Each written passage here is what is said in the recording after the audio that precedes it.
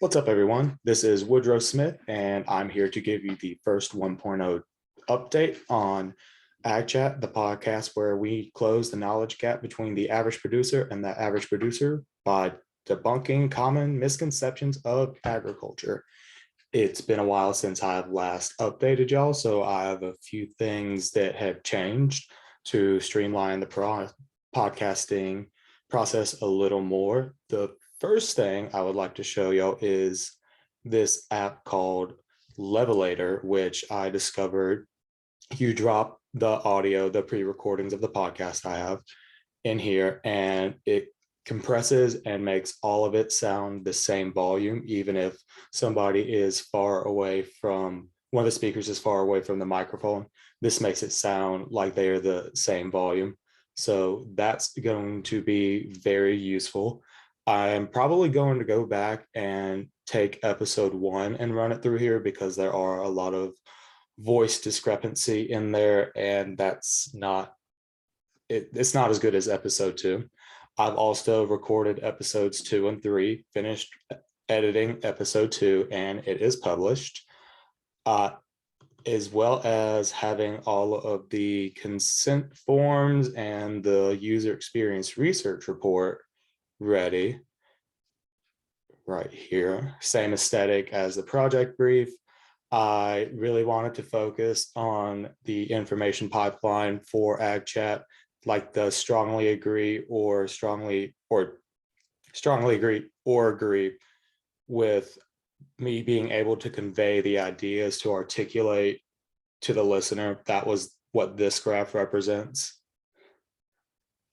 This one shows mainly the age demographic of my listeners, which I am pretty happy with because only 8 people were outside my ideal demographic. Everyone else was between the ages of 18 and 27. So in the age range of what I wanted when it came to college age kids that did not have a background in agriculture. What was really interesting is that I learned 67% of my listeners are females. I did not see that coming. And 3% were non-binary. Now, this analytic was provided by Anchor, which is the subsidiary of Spotify that keeps up with Spotify analytics. My findings were also pretty interesting. This question regarded, did anything change your mind? Somewhat yes or no. So I think that I am teaching enough. I would like this number. Obviously, it's not high enough. I would like it for it to be higher. But the episode had strong points and clear direction. Agree and strongly agree. Those are the only 2 answers.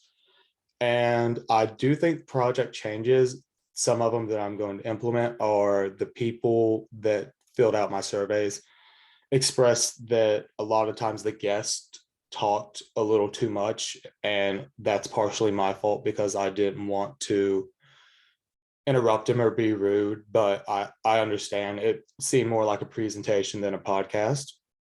So that's the research report.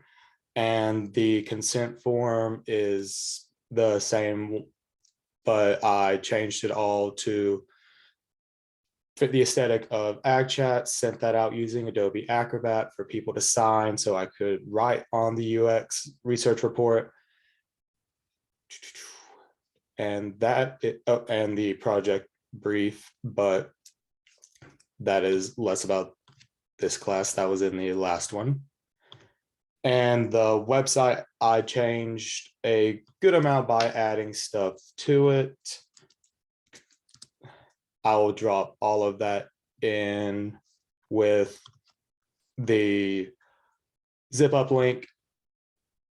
And I'm really excited for everything. I had to look at my notes.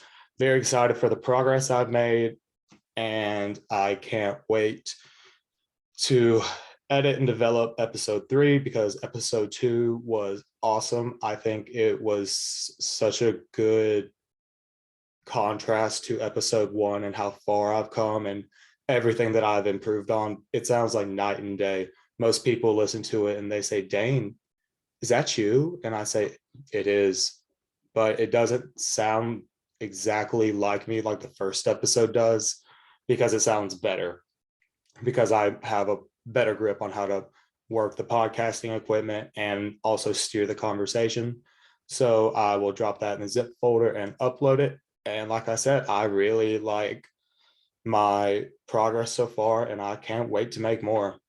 Thank you.